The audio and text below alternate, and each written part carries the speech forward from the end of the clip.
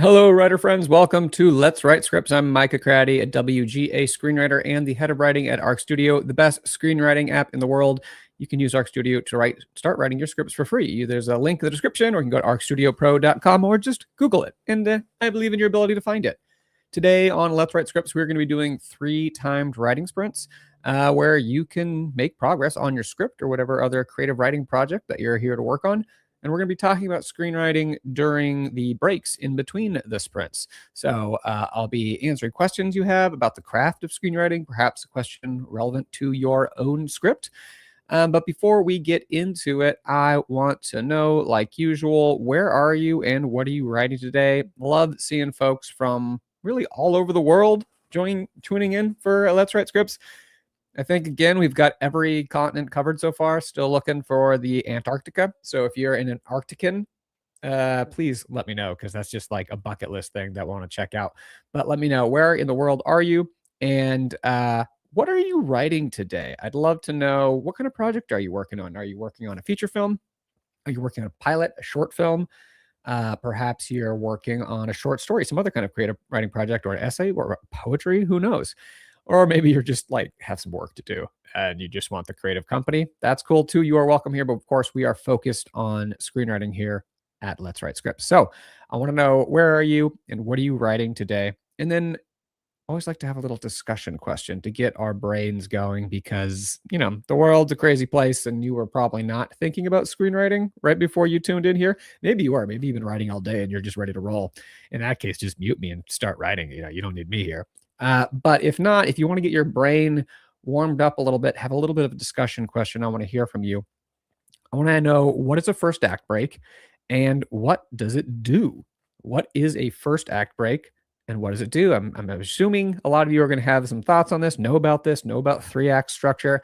This isn't a crazy question, but I think it's just a good thing to think about and get our brains kind of going for the day. So I want to know, what is a first act break and what does it do? And I will share some thoughts on that as well. If you're feeling it, please like this video, hit subscribe, turn on all notifications, all that good YouTube stuff. Love to see it. And of course, during the second break, I will show you the sandwich of the week. Every week, show you the sandwich of the week. And if you're new and you're like, what the heck is the sandwich of the week? You're going to have to wait till the second break to find it, because I used to show the sandwich of the week early and then people got hungry and it affected their writing.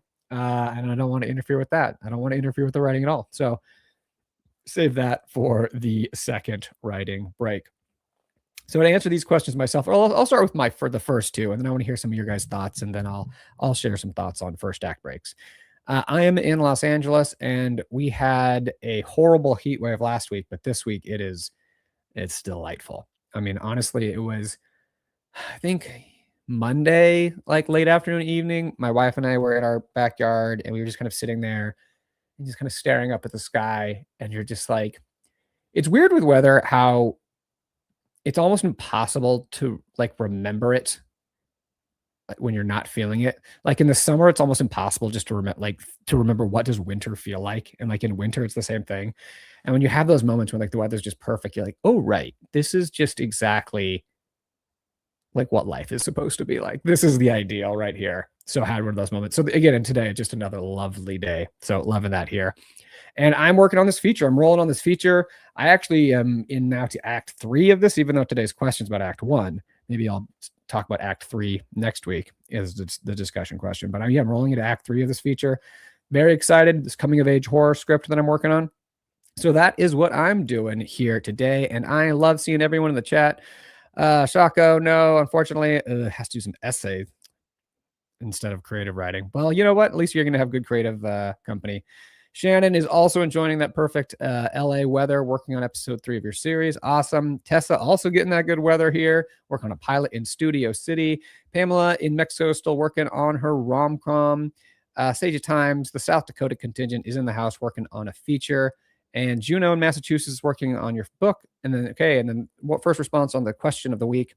First act break is where you want your protagonist to be drawn into the drama in a way that they can't refuse to engage with. The turning point into the new world of the story. I like that. The new world of the story. So you have the old world, which is kind of the world as it was before your story started, kind of the status quo, you may hear it referred to. And in the first act, we get introduced to that world. We meet the people there, but then something happens. Things start to change. And at the end of the first act, we leave that world that we knew, and we move into this new world of the story. I like that, the new world of the story. I like that phrasing of it. I just want to say, of course, here, before people start yelling formula at me, this is just a kind of general approach. This isn't like you have to do it this way because you're like, oh my gosh, this is not what my first act is doing or whatever. This is kind of like a classic 3-act structure that we're talking about, kind of like with studio films. Does not apply to every movie.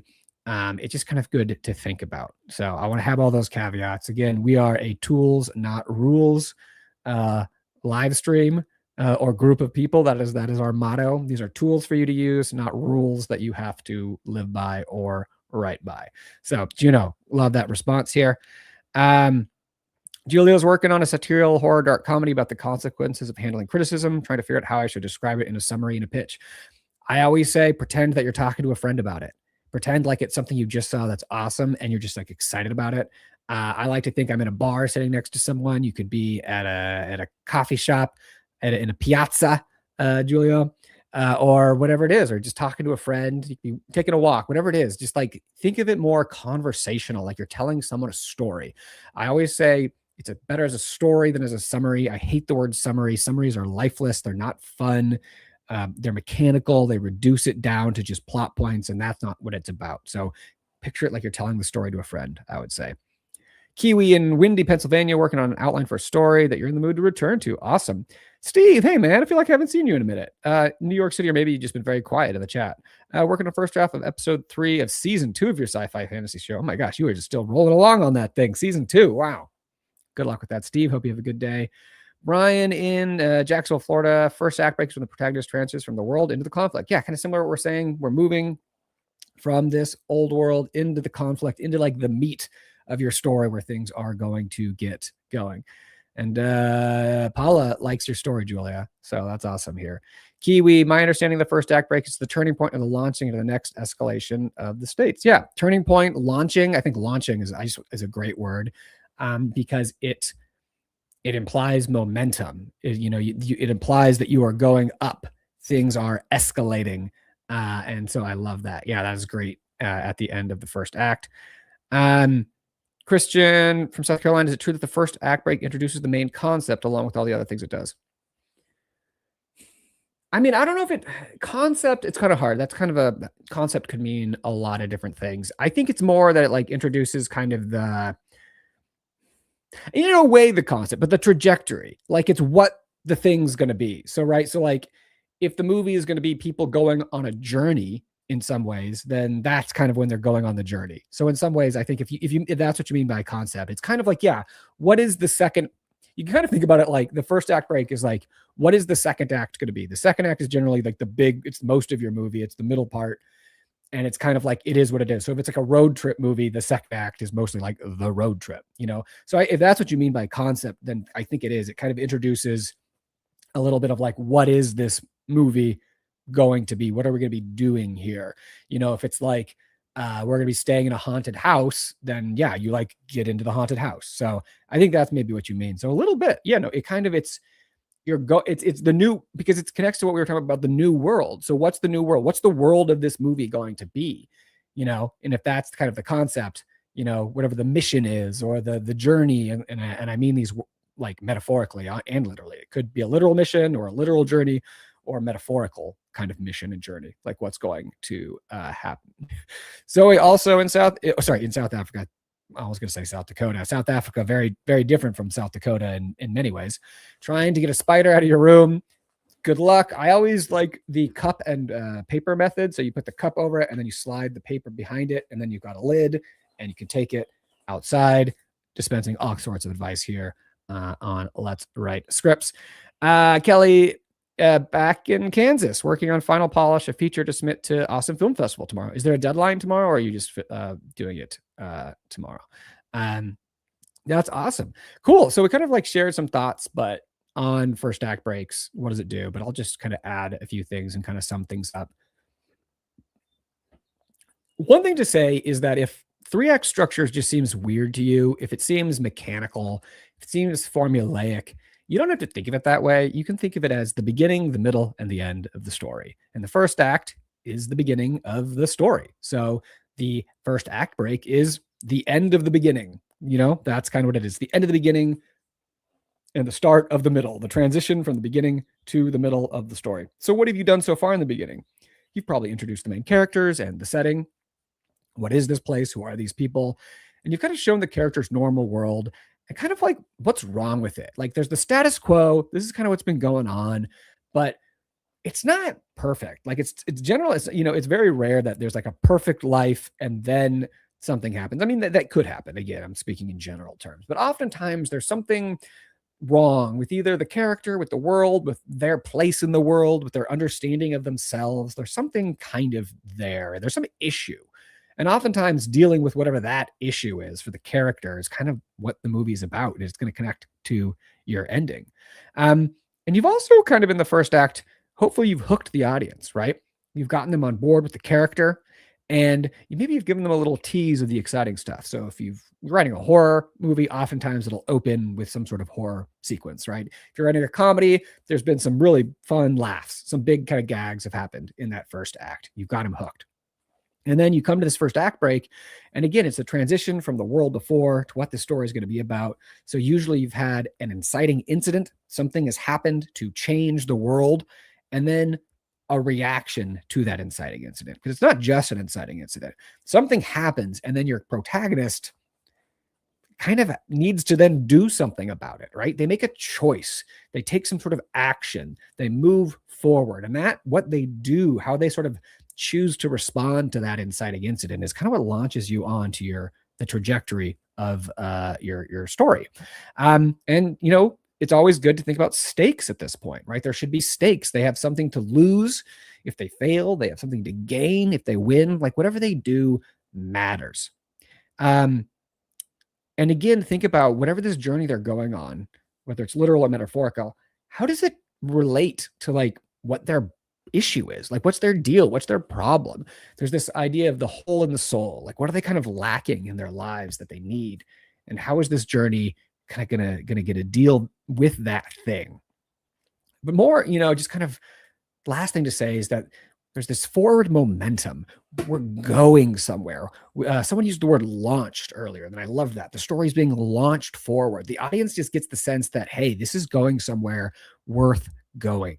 This is a journey I want to go on them because there are going to be stakes. There's going to be obstacles. There's going to be conflict. There's going to be all this juicy stuff ahead. So the audience has a sense of kind of what's in store, but they don't know completely what's in store, but they just kind of understand that it's going to be good. So that's what I would say about the first act.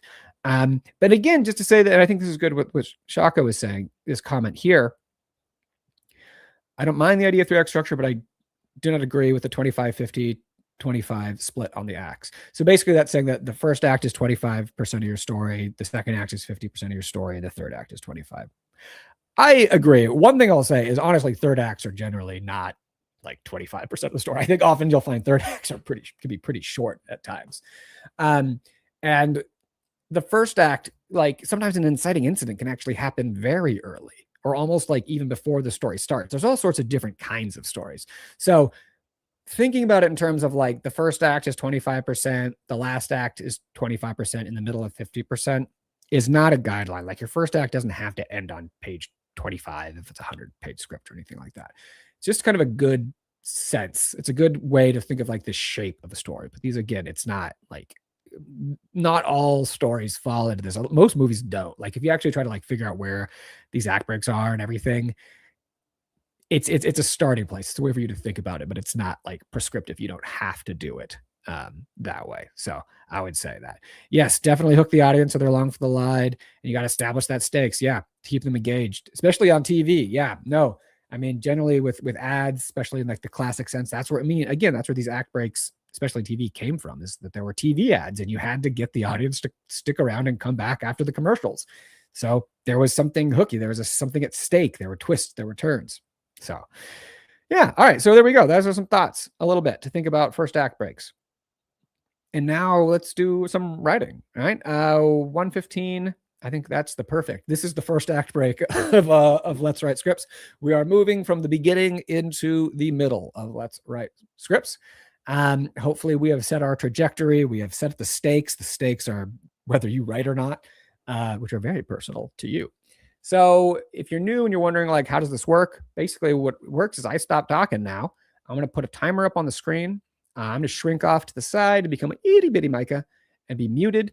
And there's going to be some vibey music playing as the countdown goes. And you just use this time to work on your script. They're unprompted sprints because we're all at different points of our project. We're all on different kinds of projects. So it's just like really whatever you need to be here. But if you need something to kind of guide you a little bit, maybe think about what we just talked about with first acts and the trajectory of your story. You could do that. So the first sprint is only 15 minutes. It's a very chill sprint.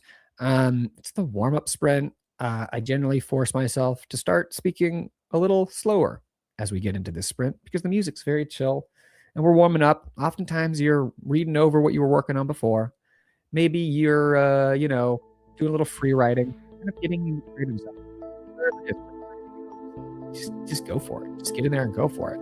So I got the music going here. I'm going to put 15 minutes on the clock. I'm going to mute myself. I'm going to catch you guys on the other side. You guys ready to write? I'm excited. I was feeling down beforehand. Well, not down, but just like low energy. I always am. And I get this boost of adrenaline talking to you guys. So 15 minutes on the clock. Catch you guys on the other side.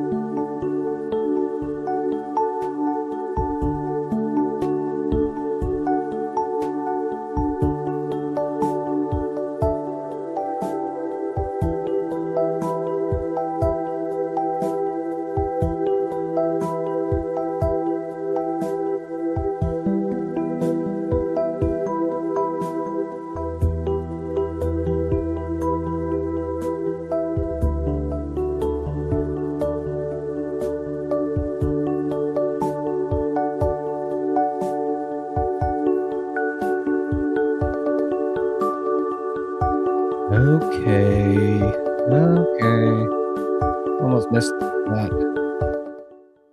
Almost missed the end of that one because I was just starting to get going. As I was moving a scene, or there was a scene that was happening, and it was happening too late in the movie. It was like Act 3, and I'm like, this is not an Act 3 scene. And I was figuring out, like, do I need to cut it? Is there somewhere else I can put it? And I actually figured out where to put it, and was just kind of like getting rolling in it. And then, of course, the sprint ended. Anyways, welcome to Let's Write Scripts. If you just joined during that first writing sprint, this is Let's Write Scripts, a weekly live streamed show about screenwriting and for screenwriting and for you to do your screenwriting, brought to you every Wednesday at 1 p.m. Pacific by Arc Studio Pro Screenwriting. And you can check it out here on the Arc Studio Screenwriting YouTube channel every Wednesday at 1 p.m. Pacific, basically. And I'm so glad you're here. And if you were doing that writing sprint, you know the question. You can start answering it. You don't even need me to ask the question. I want to know, how did that sprint go for you? Are the muses here? Did they bless you with their presence? Are they out also enjoying the weather that's very nice, perhaps somewhere, and staring up at the sky and watching the leaves and not really in the mood to help you? Let me know. And if the muses aren't helping you, if you're struggling today, is there something in particular that you're struggling with?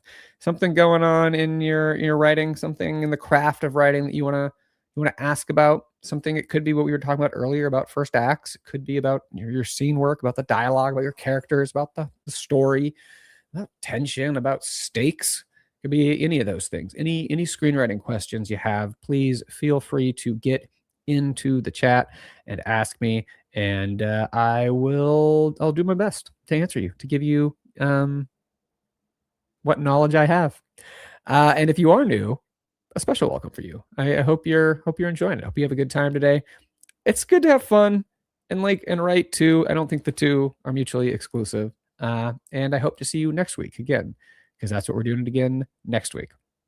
All right. So what do we got to do? Cash was just popping in to say, wish everyone luck. That's very nice. So everyone take that luck. Take a piece of it. We all get a portion of that luck. So go for it. Shoko had to do some essay writing, but he's done. So now he's doing some free writing. Fantastic. Cabo Aquarian Girls here working on editing the next episode of your web series. Fantastic. Kelly, just not good. Just keeping it brief. Just keeping it just not good. The essentials there. Brevity. I mean, there you go. They say brevity is the art of wit, Kelly. So well done. Well done. Your writing's going better already. Sage of Times. You always say if you are writing, we can just mute you. So you can do the same with us. That would be kind of hilarious if one of these, I mean, what a power move. If one of these shows, my writing was going so well that the first sprint ends and I just keep going. I keep muted. The timer's at 0. The music just goes and I just write for 90 minutes and just force you guys to watch me write for 90 minutes, basically. That would be, I might do that someday, maybe, just to see if I could get away with it. I love that. That's a great idea. You know what? My momentum isn't dead. It's just on pause. I'm storing it like a battery. It's like a spring coiled, and it's just as soon as we go into the next sprint, it's ready to release because I know what I'm doing and I'm feeling good about it. So it's all good. Brian, that sprint was satisfying and rewarding. Fantastic. Love it. Tessa, muses are musing. Been in a slump, but really excited about our writing today. Oh, look, that's a 3 exclamation point and 1, 2, 3, 4, 5, 6 G's sentence. So 6 G's and 3 exclamation points. The writing must be going very well. I love it. William got a lovely set of inline notes on little nitpicky things, so I'm acting on them. It's actually quite relaxing compared to other parts of the process. Oh, little nitpicking notes. It's hilarious. I think that's a good point because they should be annoying, but they're so easily actionable. Like, imagine you just make a checklist, which you can do in Arc Studio in your notes. You can create checklists. And then of all the little nitpicky things you have to do, and then you just check them off. Bah, bah, bah, bah, bah, bah, bah. Like, that is very satisfying. So it's kind of fun to have little things to do because it's like, yeah, if someone gives you a great note, but it's a great note that requires a lot of work, even though it's a great note and it's really going to help your writing, it's still kind of like, oh man, this is going to be so much work to do. Where if it's just like, oh, here are 3 typos that you made, I'm like, yes, typo fixed, and like just the checklist thing. Like it's so great. Anything in life where you can just be like progress. So I love that. I know that feeling here. So I just had an idea of a man who's stuck between love and enlightenment. Oh, that's fun. I like it. John Zabrino, just thumbs up. Again, that's even more brief than Kelly's not good. So this is the most brevity, the briefest. So that's the best. Kelly will take the win though for her brevity. Love it. Pamela had a great sprint. My issue is that I need to stop with Act One, having trouble leaving it. Oh, that's interesting. Yeah, you got to leave the safe embrace of the old world of the start and get the problems going. Get it going. You got to do it. John Severino's in it. Love it. Oh, Cody Wright. First time here studying script writing in university from UK. I always love that how in America we say college, like we're at college, and people in the UK, and I think like Australia too, say they're at uni. I don't know. I always like uni. That's fun. They're at university. Anyways, that's not Cozy Wright. It's Causal Wright. I hope you have a great time. Hope you get some great writing done today, and have some fun and maybe learn some things. We'll know. If I kept the music on loop, you might get away with it. Yeah, if I did just kind of keep writing for 90 minutes and just had the music going, I mean, maybe people would just like kind of follow a natural rhythm and we'd all just write and have the best writing days of our lives if I never stopped the sprint. Juno had a really good sprint on a roll with this book. Find after many failed attempts, but I do want to come back to the screenwriting soon. Think about all the time. Just need more hours of the day.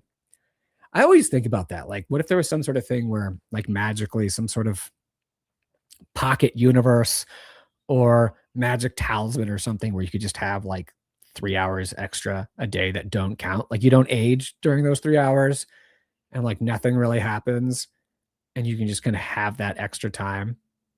That'd be nice. All right. My first time not written any complete work yet, but I'm good at beginning, but finishing is never there. I mean, it's hard. It's hard work. I mean, I hope that you keep coming, keep writing, because really the only way to ever finish something is to keep working at it, and I get that because I have tons of projects that I've started that I didn't finish. And that's okay. You don't have to finish every product. Sometimes you like realize along the way, like, it's not working or it's not what I thought it was, or I'm not in love with this story like I thought it was. But if you believe in the story, yeah, you just got to keep pushing at it. Just keep pushing at it and you'll get there here. Good question here for Zoe, who is trying to get a spider out. Did you get the spider out? We all need to know. We are on tenterhooks. You can randomly visit this channel. Thanks for stopping by. If you want to do any screenwriting, feel free to join. I think the music is a Pavlovian trigger. I mean, that's kind of the point of the trigger, but it's actually that brings up a broader point for writing, really any creative practice. And it feels sometimes like routine should be the enemy of creativity because like you want insight and spark and you're just like, it's just happening, but creativity and routine go hand in hand. The first time I ever started seriously writing was right after college. I took creative writing in college, but I never did any writing that wasn't like an assignment basically. And the first time I ever wrote on my own was I was working at a magazine in Santa Fe, New Mexico called Outside Magazine. I was I was doing like an editorial fellowship there, 6 months, lived there. And I was struggling to write. I wanted to be a writer. I didn't know how to do it. And I actually was talking to an illustrator there, this guy named Chris, who's a really cool guy. And this guy, Chris, he was an illustrator. He did illustrations for the magazine. He did freelance illustrations for like other magazines. Then he had his own projects that he did illustrations for. And he and his wife had just had their first kid. And I was like, I'm just on my own. I have one job and I can't do any creative work outside of it. How are you doing 5 things at once? And he said to me, you have to give the best hour of your day to yourself, to your own work. And that's the first hour of the day. I don't think that's true for everyone, by the way. I think for some people, their best hour is a different hour, but I agreed with him. And so I started waking up an hour earlier and going to this little coffee shop in Santa Fe, New Mexico called the Aztec Cafe. I don't think it's there anymore.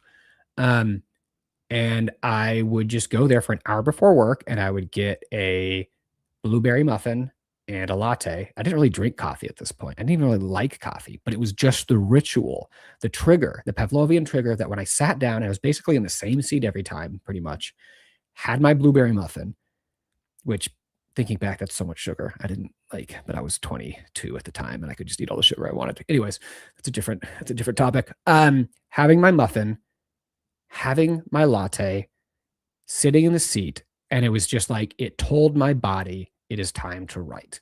And anytime you can establish that kind of routine, there's just like a freedom that comes over your body because just it knows what to do. Like it knows like this is the time to write. So that's kind of the idea of basically me using the same music every time.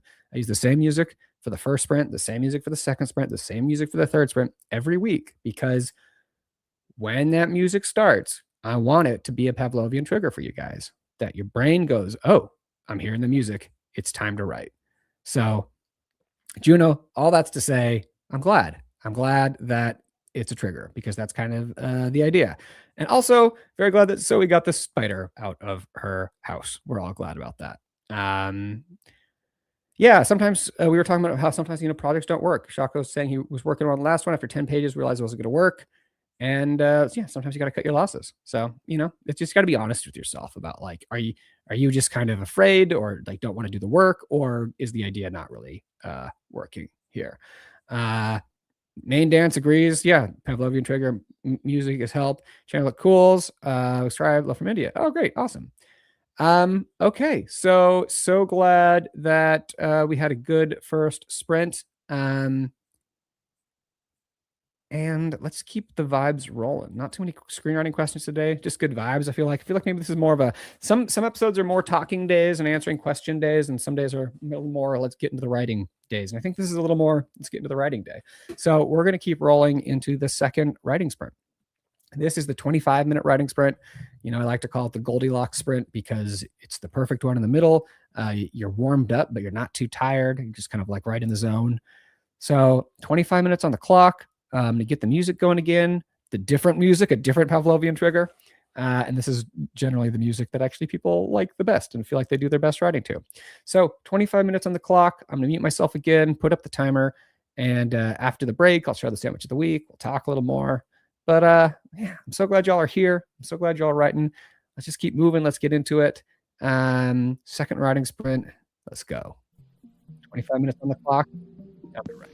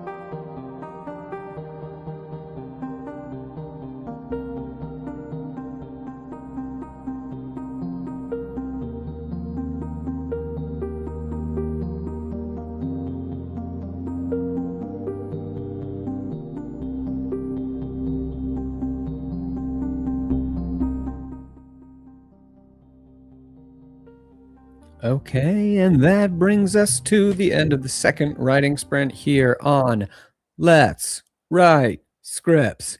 When I do that, you have to imagine like 50 people saying it with me, like an entire live studio audience doing it. I think that's the effect that I'm going for. Anyways, if you just joined during that writing sprint, this is Let's Write Script, a weekly live streamed show all about screenwriting, where we talk about screenwriting, I answer questions about screenwriting, and most importantly, we do screenwriting during these timed writing sprints. It's a weekly time for you to set aside for your creative ambitions, for you to write. But hopefully it's not the only time you're writing. Let this be the start of your practice, not the end of it. I hope you're writing every day or as much as you can.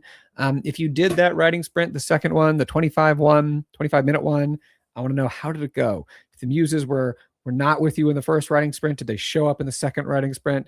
And if the muses were just like giving you a back massage during the first writing sprint and whispering in your ear encouragement, did they get tired or bored and abandon you? Go find some other writer to inspire? Are you struggling with anything? And if so, anything in particular, any particular screenwriting questions you have, something about the craft of writing, feel free to ask in the chat, and we can get into it. For me, that was a good writing sprint. It took a little bit to get going. So I told you guys kind of in the last writing sprint, I was moving some things around. So I was kind of coming back to I had this scene in the third act that I kind of found a place for earlier. And then I kind of came back to that hole then in the third act and, had to sort of figure out exactly what to do there in that place and how to like get the story to where I went. So it kind of took some little thought to get it going, but then I figured it out, I think. And yeah, it's going well. Yeah. So good writing day for me, good writing week, kind of good past couple weeks have been strong. Just been like rolling on it, just trying to get this draft done. And then of course, revising. We lost Anthea. She's going to miss the sandwich. Too bad. Shotgun, not a whole lot of writing today. Taking it easy this evening since I leave for the airport at 1:30 a.m. Oh, yeah. Well, you're also, it's late for you and you're in Ireland. Let's write scripts. I love it. You got to have the enthusiasm. Brian had an exceptional sprint. Brian, I feel like your sprints just keep getting better. For a while, I feel like you were like, they're mediocre. Then I think you feel like you were being like, yeah, it was a good sprint. It's getting better. And now you're like, that was an exceptional sprint. You're like, just like taking off. And I love to hear it. Kelly, keeping it brief with better. And then Sage's Times, they went well. Main dance, working on settings that inspire new beats, new relationships, new character goals, new dreams. Thinking about visual dialogue. I don't know what visual dialogue is. And physical actions. Oh, like nonverbal communication. Is that what you mean by visual dialogue? Cool. Not exactly where sure I'm headed though. All right. Well, hopefully you find a good place. But today I put my characters, myself in a new space. That's exciting to put you in new spaces and you see like what can happen in that space. It can lead to new possibilities. That's fantastic. Love it. I love it. If anyone else wants to get in the chat, let me know how their writing went. How's it going today? Any questions they have, go for it. In the meantime, I am going to show the sandwich of the week. Every week here on Arc Studio, I show the best looking sandwich that I made and ate. And this week I took a trip to Paris. Not literally, but I did get a French baguette and made a sandwich from it up there at the top in the top Polaroid. The bottom Polaroid is the Eiffel Tower, of course, which I did not take this photo. This is from Canva. Although I have seen the Eiffel Tower, and I did make that sandwich, and I did take the photo of that sandwich, though, again, it wasn't a Polaroid. It was just something I inserted in Canva. But we have the French baguette with just like a really nice crust on it. Beautiful sandwich. Some simple, kind of like a different style, than like the big honkin' ones out of the sourdough that I usually make. But on this one, we had, French baguette, turkey, a little turkey bacon on it, had some avocado, pickles, had some cheddar cheese, some sun-dried tomatoes, some Italian greens, some mayo, some mustard. And then I also threw some olive oil and balsamic vinegar on this one because the baguette can be, a little dry at times. I feel like with the baguette, you need some moisture in there on a sandwich, I will say. So the olive oil and throwing in balsamic vinegar too helps it up. The oils are like, that's a key and often overlooked part of sandwich making is like you can't have it be too dry. You gotta throw it in there and mix it up. And the proper response, delicieux. I cannot do French at all. Like I speak a little Spanish, and I feel like speaking a little Spanish like makes speaking other Romance languages even harder because I just kind of do it. I speak Spanish with that accent. Like when I was in Italy years ago, I was just speaking Spanish to people with an Italian accent because that's like what my brain was like. That's kind of what this seems like. It seems sort of like Spanish, but French, I don't know. I can't do it at all. It just feels like my mouth should be full of phlegm or something in order to make the sounds that are appropriate for French. Um, uh, yes, I think it was pretty. When I was in France 2 years ago, I had proper French baguettes every day for lunch. Oh yeah, no. And then the great thing about like in the U.S., you can get a great baguette, but you have to like find it. Like this is from a local bakery that I love, or kind of local, an LA bakery. But yeah, in France, you just go to like the local supermarket and just get great baguettes, Like if I went to like there's like a Vons or something like that, and you try to get a French baguette, it's like too soft and like it's like it's like not the right proportions. It's weird. It's weirdly loafy in a way, So it's just like you can't get a really good like supermarket baguette. You have to like seek out a good baguette. So love French baguettes. Looks amazing. I always put vinegar, oil, dressing. Oh yeah, definitely. You got to do it. Shannon, thanks for dropping by. See you next week. Love it. It's a strange coincidence that ever since I started writing with Arc Studio, my sandwich consumption has increased. Yeah, I don't know how that could happen. It's crazy to me how me showing you photos of delicious sandwiches every week could possibly influence anything. I do love that idea that I've had no impact on your screenwriting, but your sandwich consumption. Like if you would tell me that you're actually writing less than you were before, but you're making 3 times as many sandwiches, that would be hilarious. All right, so we're kind of doing well on time here. And like I said, this is kind of feeling like more of a writing day than a chatty day. Like not too many questions this week. I feel like last week there were a lot of questions. We did a lot of talking about different topics, which was really cool. But the vibe's a little different today. It's a little more of a writing vibe. So I will just say, of course, next week we are going to be doing this 1 p.m. Pacific on Wednesday. At Arc Studio Screenwriting channel, and I hope to see you there. You can RSVP at the link in the description. You can just show up at that time and do it. But let's just kind of go out writing. We got a good time left. We got enough to do a full sprint here at the end, a full 15-minute sprint at least. So thanks all for being here. I hope you got some good writing done today. I hope you got a little more left in the tank. If you have to leave during the sprint, that's cool. Let me know how the writing went. I love hearing from everybody.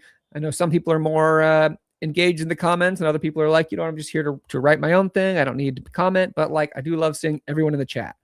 I love seeing everyone in the chat. So if you haven't said anything yet in the chat and you want to like say farewell or how it's going, I'd love to hear it. And if you do this final writing sprint, we'll say our final farewells at the end. But regardless, I hope to see you all next week. But I think we should do one more little sprint here at the end. 15 minutes on the clock. Gonna get the piano going here. Oh yeah. This lets us know. This lets our brains know the music has started. That means it is time to write. 15 minutes on the clock.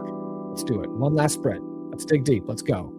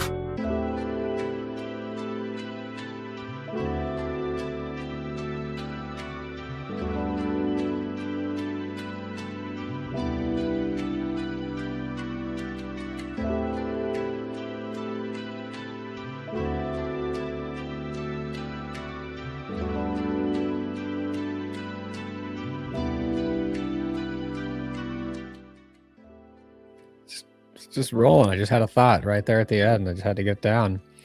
Actually, gonna write it down. 1 second.